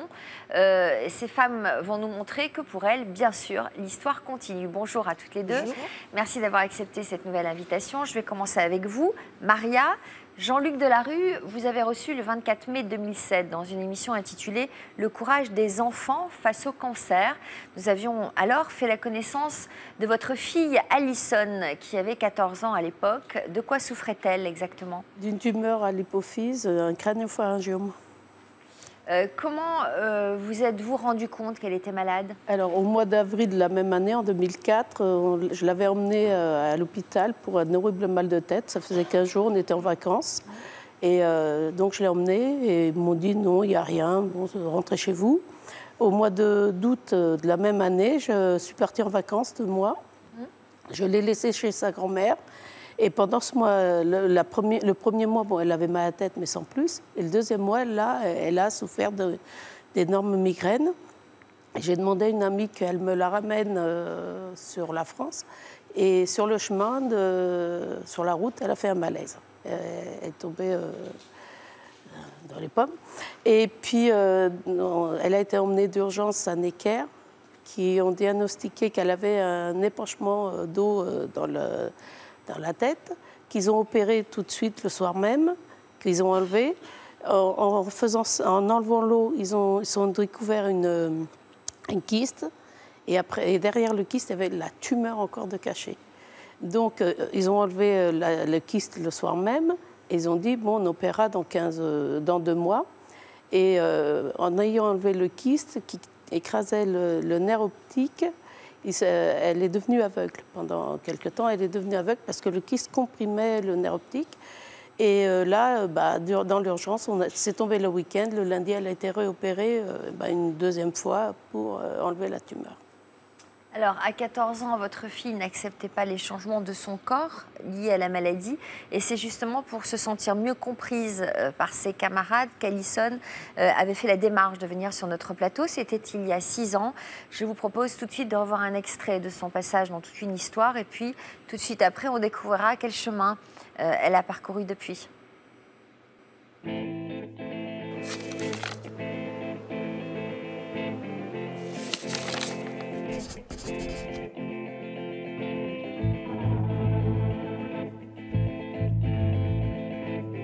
J'ai eu un crânio-pharyngiome qui m'a fait perdre la vue. 2 ans avant son passage sur le plateau de Toute une histoire, Alison avait été opérée d'une tumeur au cerveau. À 14 ans, elle souffrait des effets secondaires de cette intervention. Elle m'a dit ça va, même si tu es aveugle. Et là, ça m'a fait un choc. Et moi, j'ai pas eu de chimio, j'ai eu de la radiothérapie, j'ai pas perdu mes cheveux. Donc, moi, dans ma maladie, c'est juste le poids. À cause de ta maladie, tu as pris pas mal de poids parce que la tumeur a touché la partie du cerveau en fait qui contrôle l'appétit. Ça veut dire que tu sais plus quand t'as faim, quand t'as plus faim. Par exemple, la salade, je peux mettre un saladier entier. Et le regard des autres, comment tu le vis? Très mal. J'ai l'impression qu'on me juge sur mon poids, alors que c'est pas de ma faute, quoi. Alison ne se sentait plus acceptée par les jeunes de son âge. Le problème, c'est que il y a souvent beaucoup de camarades qui, ils s'en rendent pas compte, peut-être pas compte, mais ils sont plus distants qu'avant, donc ça fait plus mal. Alison est venue sur ce plateau parce que justement, elle a un message à faire passer à ses amis, à tous ceux qui sont prêts peut-être à faire preuve de tolérance. Quel est ce message que tu veux faire passer? Que la maladie, c'est pas contagieux. Quand on voit les gens dans la rue, il faut pas les juger sur leur physique, mais savoir ce qu'ils ont dans leur esprit.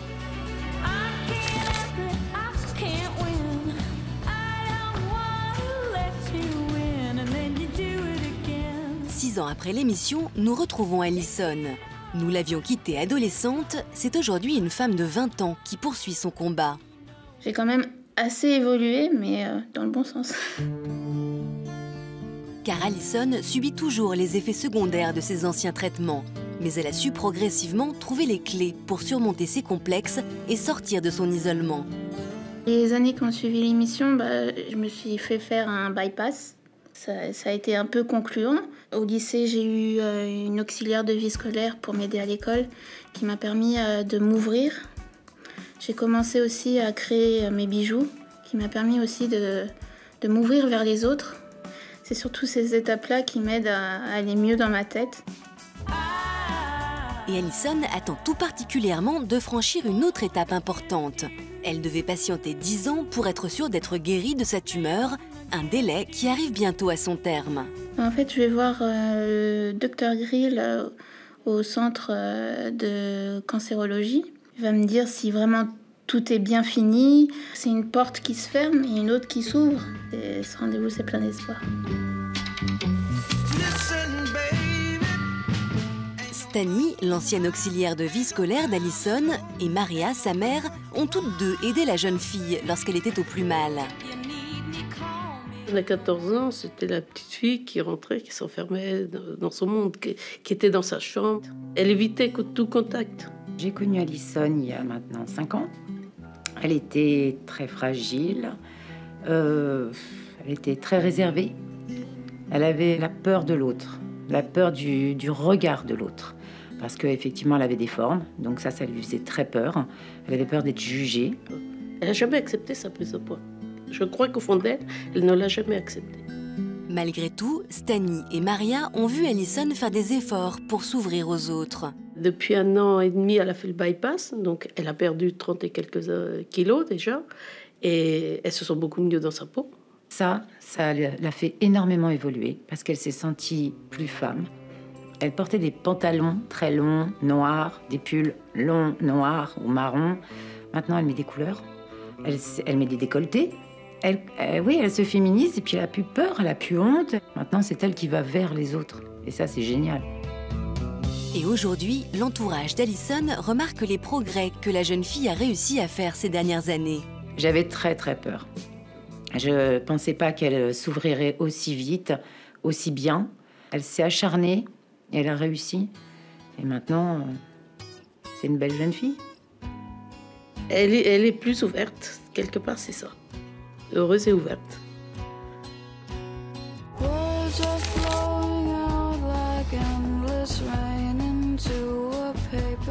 Nous retrouvons Alison et Maria en région parisienne. Aujourd'hui encore, mère et fille vont à l'hôpital. Mais cette fois, elles attendent une annonce bien particulière. Ça fait longtemps qu'ils nous ont pas fait faire une batterie de tests d'examen comme aujourd'hui. Il ne faut pas non plus que tu appréhendes ce rendez-vous avec trop de peur. On a toujours un peu de stress de savoir si c'est fini ou pas fini. On va avoir la confirmation tout à l'heure. J'espère que ce sera une bonne confirmation. Alison doit passer de nombreux examens médicaux qui pourraient confirmer que sa tumeur appartient au passé.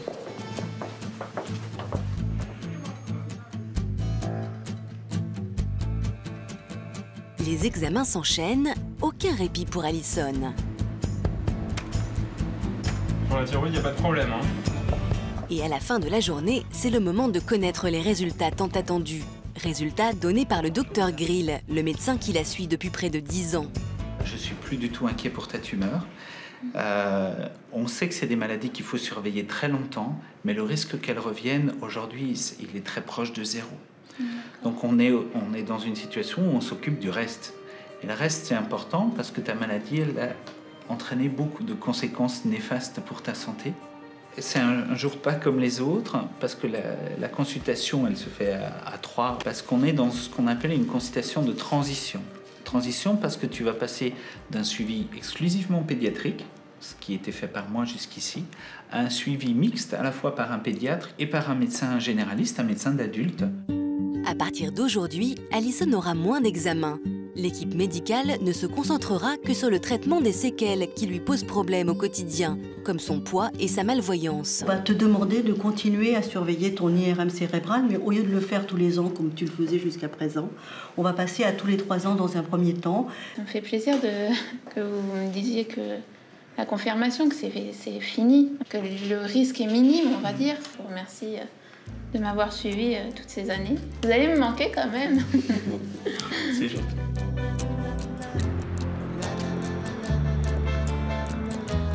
La mère d'Alison attendait aussi beaucoup de cette journée. Après des années passées à soutenir sa fille, elle a tenu à marquer l'événement. Au futur et puis c'est la bonne nouvelle, ouais. C'est une page de tournée, on peut dire, sur la tumeur. Puis sereine maintenant. J'ai un petit cadeau pour toi. Non. Yeah. Pour toi. Merci. Trop mignon. Merci ma puce d'avoir été aussi courageuse. Aujourd'hui, tu as appris ta victoire sur cette tumeur. Ton courage m'a aidé à t'accompagner et à ne pas sombrer. C'est des mots forts que tu écris, maman. Merci. C'est grâce à toi que je n'ai jamais fait de dépression. Je pensais à toi, je me disais non, je peux pas. Après, une bonne nouvelle comme ça, on finit la journée en beauté, là. C'est merveilleux.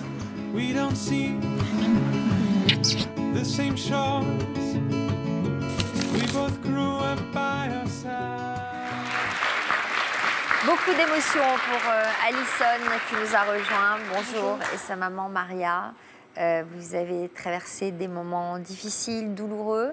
Il y avait beaucoup d'émotions également quand le docteur Grill vous a, comment dire, vous a laissé entre les mains d'un autre médecin. Vous étiez évidemment attaché à lui. Oui. Vous avez consulté auprès de lui depuis toute petite alors? Depuis que j'ai commencé la radiothérapie, donc après un an de traitement, donc en 2005, peu de temps avant d'être venue sur le plateau avec Jean-Luc Delarue. Et depuis, oui, c'est lui qui me suivait tout le temps, donc c'est vrai que ça fait bizarre depuis après. Et on voit qu'il était ému lui aussi. Hein. Oui. Dans quel état d'esprit vous étiez venu la première fois sur notre plateau? J'étais très renfermée, très mal dans ma peau. J'avais pas confiance en moi. C'était vraiment... Quel était votre principal souci face à la maladie? La prise de poids. C'est vraiment ce qui m'embête le plus à cause de ma maladie, c'est la prise de poids. Autre séquelles, les problèmes de vue, ça va mieux aujourd'hui? J'ai très peu de vue. Là, mes lunettes m'aident juste pour voir net. Si je les enlève, je vous vois trouble. C'est vraiment ni de près ni de loin, je vois pas très bien. Donc, c'est juste pour la netteté, les lunettes. Après, maintenant, on essaye de prendre des équipements qui m'aident à faciliter ma vie, en fait, de quotidienne. Vous êtes dans quel état d'esprit psychologiquement aujourd'hui? Aujourd'hui, je me sens plus sereine. Déjà, j'ai plus cette épée de Damoclès par rapport à la tumeur au-dessus de la tête. Donc déjà, c'est bien. Après, grâce aux bijoux que je fabrique, je me suis, comme on a vu dans le reportage, je me suis beaucoup plus ouverte. J'essaye d'aller vers les autres. C'est pas tout à fait concluant, mais après, on essaye... Qu'est-ce que vous vous dites? Je reviens de loin, donc vous vous réjouissez d'être en vie, j'imagine quand même, et vous devez quand même profiter des petits instants que la vie vous propose. Oui, c'est sûr, je suis contente d'être en vie. Maintenant, j'essaye de vivre au jour le jour, de voir ce que la vie me réserve, et après, voilà. Vous en êtes où dans votre scolarité? Cette année, je suis en première année de BTS assistant manager. Ensuite, à la fin de ma deuxième année, j'essaierai, si possible, de faire transcripteur braille. Parce que, comme j'ai été aveugle, je me suis tout de suite intéressée à l'écriture braille que j'ai appris toute seule. Mais il faudrait que je me forme après si je veux être transcripteur. Et mes bijoux à côté. Est-ce que vous pouvez nous montrer ce que vous créez comme bijoux? C'est surtout les bagues comme ça. On peut les passer sous l'eau, ça ne déteint pas. Voilà. Après, les chambala, les bracelets, les colliers. Il y a toutes sortes de choses, les boucles d'oreilles. C'est vraiment, j'essaye de me diversifier. Vous avez toujours eu cette passion? J'ai toujours été créative. C'est quelque chose qui m'aide à me sentir bien en moi. Ça me détend. Et j'ai pas besoin de la vue, c'est mes mains qui travaillent. Même si les bijoux, c'est très précis, j'ai pas vraiment besoin de la vue, comme j'ai dit. C'est vraiment... ça se fait tout seul, en fait. Et c'est comme si le stress... Qu'est-ce que ça vous a apporté de venir sur notre plateau? Ça me permet de montrer aux gens qu'on vit, qu'on n'est pas, comme j'avais dit avant, contagieux, et qu'il ne faut pas juger les gens sur leur physique. Il faut vraiment savoir ce qu'ils ont en eux. C'est pas parce qu'on est gros qu'on mange, c'est pas parce qu'on est gros qu'on n'est pas gentil, qu'on n'est pas attentionné ou... Voilà. Vous nous disiez tout à l'heure que vous étiez plus ouverte. Ça veut dire que vous avez plus d'amis aujourd'hui? Au lycée, ils sont plus compréhensifs.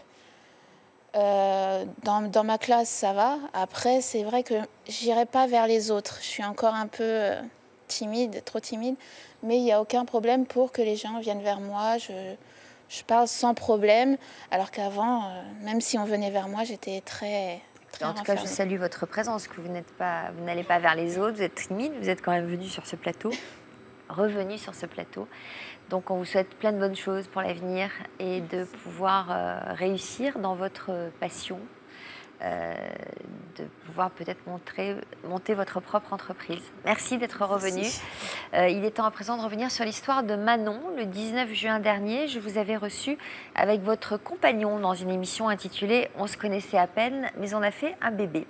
Alors, vous nous aviez raconté alors à quel point tout est allé très vite entre vous. Rappelez-nous en quoi vous étiez un turbo-couple, tous les deux. Alors tout d'abord, on s'est rencontrés en juin 2012.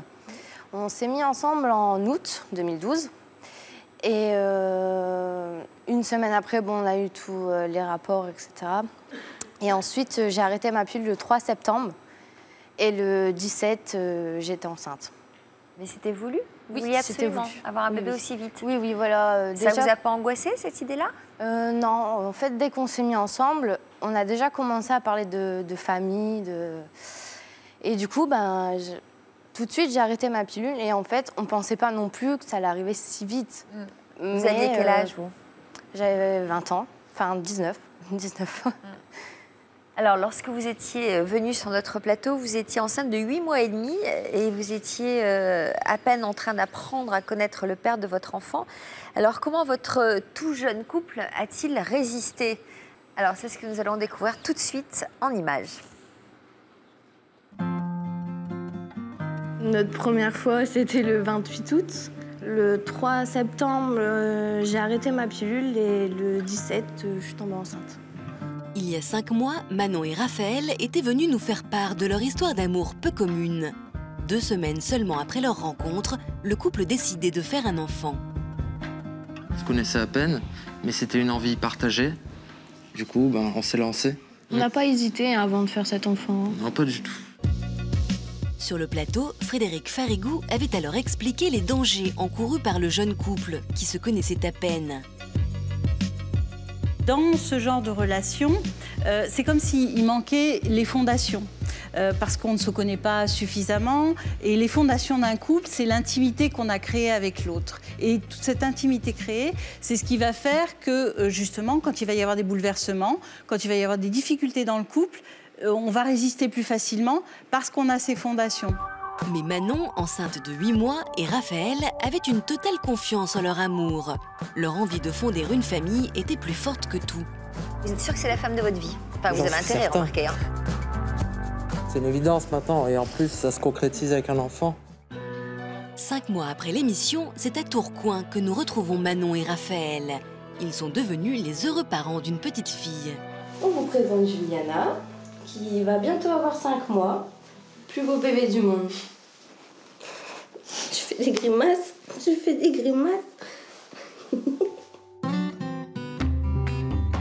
10 mois seulement après le début de leur histoire d'amour, le couple fait ses premiers pas en tant que parents. Tu mets 210. Et celui-là? Non, il faut... Ouais, c'est celui-là. Et apparemment, le jeune papa cherche encore ses marques. 7 et 2, c'est ça. 7 et 3. Je suis contente qu'on partage les tâches comme ça, que tu m'aides, que c'est pas tout le temps moi qui fais les biberons, qui change les couches. Mais c'est agréable aussi de partager ça ensemble. Ouais, c'est vrai. T'as su montrer que t'étais une bonne mère. Ouais. Ça vient naturellement en plus. Il y a pas de mode d'emploi et je pense que t'as trouvé la bonne formule. Plus unis que jamais, Manon et Raphaël partagent ensemble leur apprentissage de la vie de famille. Et c'est tout naturellement à 3 qu'ils profitent de plaisirs aussi simples qu'une promenade au parc. Avec Manon, on a fait en 1 an ce que certains couples font en 10 ans. On a fait un enfant, on a acheté une maison, on a fait des travaux dans cette maison. On lui a fait un petit nid, donc maintenant elle a sa petite maison. Maintenant, il faut qu'on soit là pour tout ce qu'elle aura besoin. Aujourd'hui, les 2 parents sont fiers de leur parcours, même s'ils gardent en mémoire les nombreux jugements auxquels ils ont dû faire face. C'est vrai qu'au début, on a essuyé beaucoup de critiques. Mais aujourd'hui, dans le regard des gens, on voit plus qu'une seule chose, c'est la fierté de se dire ils ont réussi, c'est dingue. Et ils sont épatés les gens de voir ce qu'on a réalisé en si peu de temps. Oh, tu veux t'asseoir? Tu veux t'asseoir? Quand je vois mes 2 petites femmes qui sont heureuses avec moi, sous un toit, on est comblés. Voilà, c'est tout ce que je demandais. Depuis l'arrivée du bébé, le papa de Raphaël et sa sœur Anaëlle viennent régulièrement leur rendre visite. Eh, petit bout à bout avec mon papy, d'amour, je t'aime. Ah bah ouais, hein. Les proches de Raphaël ont été témoins de ce bouleversement dans sa vie et ils se posent des questions sur l'équilibre du couple. Ça change une vie, ça, hein. Je vous l'avais dit, hein. Ouais. Ça change du tout au tout. Tu peux plus penser qu'à toi, c'est... Non. Voilà, maintenant vous pensez 3. Elle passe avant nous deux, hein. Ça, ouais. Maintenant, on pense qu'à elle. Vous voyez quand même à 2 seuls où c'est tout le temps la petite qui est là avec vous et... C'est vrai que si elle est pas là, ça fait un vide. Tu sais, c'est pratiquement normal, hein, tu verras. Au début, c'est bébé. C'est bébé, c'est bébé, c'est bébé. Bon, après vous vous calmerez, vous verrez. Nous, de toute façon, quand on a commencé notre couple, on se voyait déjà à 3. Et c'est ce qu'on voulait. Donc forcément, maintenant, c'est à 3 et rien qu'à 3. Et ça fait partie de notre couple. Maintenant que le bébé est là, Manon et Raphaël se lancent dans un nouveau projet, leur mariage. Alors. Ils sont jolis, hein? Oui. Tu préfères quel type de bague? Quelque chose de simple. Comme le mariage, quelque chose de simple. De l'argent ou de l'or? De l'argent. L'argent, c'est plus joli. Dans moins de 3 mois, ils ont prévu de se dire oui, entourés de toute leur famille. On se marie vite parce qu'on a tout fait très vite. Donc c'est la suite logique.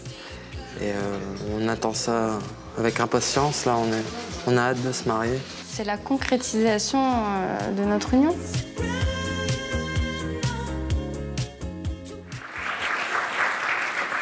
Voilà, alors nous a rejoint la petite Juliana. Oui. Qui a combien de mois là? 5 mois. C'était un peu difficile pour vous de devenir papa, non? De vous faire à cette idée-là? Bah oui, ça change du tout au tout. Oui. Quand on quitte une vie de célibataire pour arriver papa, et puis en couple surtout, ça change du tout au tout. Et puis vous avez vécu un gros traumatisme à la maternité. À quoi vous avez assisté? C'est-à-dire que la veille que Manon et Juliana sortent de la maternité, il y a eu un incendie à la maison en face de chez moi. Et quand je suis intervenu, je suis rentré dans la maison parce que j'avais vu de la fumée. Il était trop tard. J'ai assisté à ce que j'aurais pas dû voir. Donc voilà, ça a été dur d'accueillir Juliana dans ces conditions. Il a fallu faire un gros travail pour essayer d'arrêter de paniquer pour rien. Parce qu'au début, le moindre pleur de Juliana, c'était associé au négatif, à la mort en fait. Et j'ai eu vraiment beaucoup de mal. Mais là, ça y est. Il y avait un enfant. C'est ça, il y a eu un petit enfant de 4 ans qui est décédé dans l'incendie. Donc ça vous a traumatisé? Oui. Quel souvenir vous gardez du jour de la naissance de votre bébé? C'était un peu étrange parce qu'on m'a mis ce petit bout-là dans les mains et j'avais pas préparé ça. C'était trop abstrait de voir Manon enceinte et au final, ça y est, on m'a sorti un petit bout. En plus, avec la césarienne, j'ai dû m'en occuper tout de suite. Et là, j'étais en panique parce qu'elle pleurait, elle ne s'arrêtait pas, je ne savais pas quoi faire. Et j'ai appris petit à petit. On vous sent extrêmement sensible. Je vois quelqu'un qui retient ses émotions. Je vous ai vu pendant le reportage retenir vos larmes tout le temps. Vous êtes tout le temps comme ça? Tout le temps.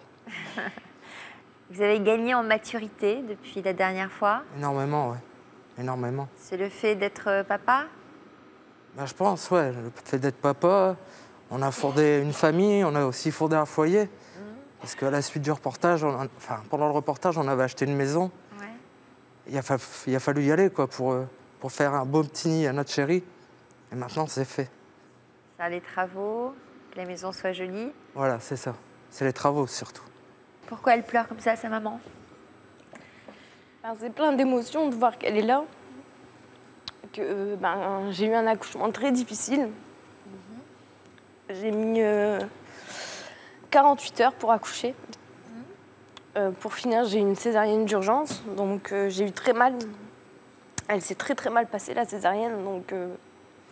Justement, la question qu'on se pose en vous voyant tous les deux si jeunes et déjà parents, c'est pas trop dur d'être parent aussi jeune, justement? Parce qu'on voit 2 gros bébés quand même, super sensibles. On arrive quand même à se sentir suffisamment mûr? Il n'y a pas des moments où on a envie de se réfugier dans les bras de sa maman? Non, pas du tout, au contraire. Là, c'est vrai qu'on a tendance à craquer un petit peu parce que c'était beaucoup de choses qui sont arrivées en même temps. Oui. Mais au final, je pense qu'on a bien montré qu'on en était capable et que c'était pas un bébé caprice et que, voilà, quoi, on a été jusqu'au bout. Voilà, on a assumé. Manon, que pensez-vous du père qu'il est devenu? Moi, j'ai rien à dire sur ça. Il est vraiment parfait. De toute façon, il n'y a pas eu trop le choix non plus, vu que quand elle est sortie, ça a été directement au papa. Moi, je ne pouvais pas la prendre. Donc, il n'y a pas eu le choix. Après, je ne pouvais pas me lever. Donc, les couches, les biberons, tout ça, c'était lui. Donc, il a appris sur le tas. Et maintenant, il se débrouille comme un chef. Il n'y a pas de problème. Bon. Est-ce que vous allez en faire un autre rapidement? Non, ça va aller. Si. Non. Vous en voulez un autre vite? Ah oui, absolument. Ouais. Ah oui? Non. On va attendre. J'ai encore des kilos à perdre. Hein? Quelle est la prochaine étape alors à venir? C'est le mariage. C'est quand ce mariage? C'est le 22 février. Bon, ça approche. Oui. Tout est réservé déjà, ça y est? Tout est fait. Oui, il reste la robe. Ah, vous l'avez pas trouvé encore? Non, comme j'ai encore des kilos en plus, c'est plus dur de trouver la robe. Parce que comme j'ai accouché il n'y a que 5 mois, je perds des kilos en fait chaque mois.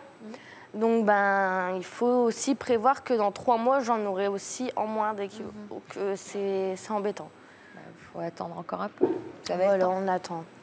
Bon, et bien on vous souhaite d'être heureux tous les 3. Je vais vous demander de signer le grand livre de l'histoire continue en commençant par Alison.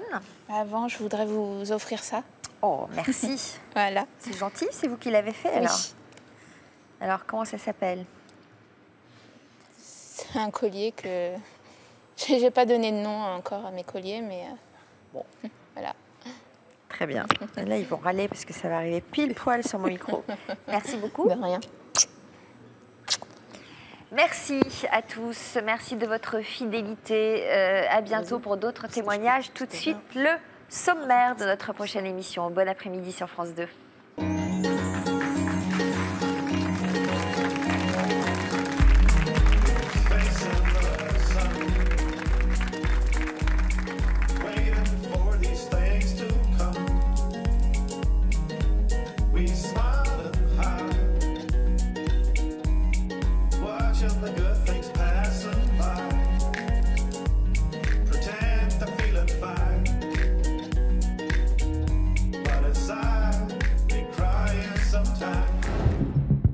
Ils ont été victimes d'esclavage.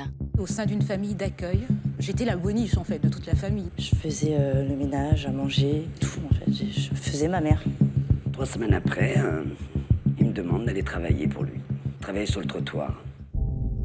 Pendant des années, ils ont été traités comme des objets. On me frappait, j'ai eu des coups de batte de baseball. Ma mère m'a envoyé une boîte de conserve dans le visage. C'est me demander de me laver dans la cour, manger de la viande avariée. Elle ne me lavait pas les draps non plus. Eux étaient installés dans le canapé, dans le fauteuil, tranquillement. Et nous étions par terre, avec les chiens.